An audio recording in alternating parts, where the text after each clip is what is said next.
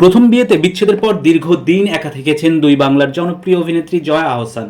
এর মধ্যে বহুবার তাকে আবারও কবে বিয়ে করছেন কিংবা প্রেম করছেন কিনা এমন প্রশ্নের মুখে পড়তে হয়েছে। এবার জয়া জানিয়ে দিলেন তিনি প্রেম করছেন, দীর্ঘদিন ধরে প্রেমিকের সঙ্গেই আছেন। সম্প্রতি কলকাতায় মুক্তি পেয়েছে জয়া অভিনীত দুটি সিনেমা ডিয়ার মা ও পুতুল নাচের ইতিকথা। সিনেমা দুটির প্রচারণায় অংশ নিয়ে সম্প্রতি কলকাতা ভিত্তিক একটি ইউটিউব চ্যানেলে দেওয়া এক সাক্ষাৎকারে প্রথমবারের মতো জয়া স্বীকার করলেন প্রেমের কথা, জানালেন বিয়ে ভাবনা এবং ব্যক্তিগত জীবনের অজানা কিছু কথা। আপনার জীবনে বিশেষ কেউ আছে কিনা সঞ্চালকের এমন প্রশ্নের উত্তরে জয়া বলেন, হ্যাঁ অবশ্যই, মানুষ তো একা থাকতে পারে না, অবশ্যই আছে।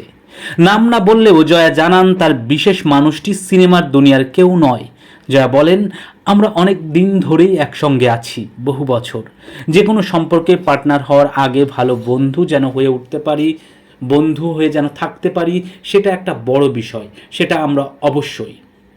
সে আমার অনেক অত্যাচার সহ্য করে, আমি একজন অভিনয় শিল্পী, এই যে আমি এত ট্রাভেল করি, কাজ করছি, এগুলো কিছু মনে করে না, আমাকে কাজ করতে দিচ্ছে, এগুলো একটা বিষয়, কারণ সবার তো একসঙ্গে থাকার প্রয়োজন আছে। সে সুযোগ আমাদের হয়ে উঠছে না। আমি খুব প্রাইভেট পার্সন, তিনিও তেমনই খুব প্রাইভেট, আমরা আমাদের নিজেদের মতো করে থাকার চেষ্টা করি। সঙ্গীর কোন বিষয় পছন্দ করেন এমন প্রশ্নের উত্তরে জয়া বলেন, সে অনেক শান্ত।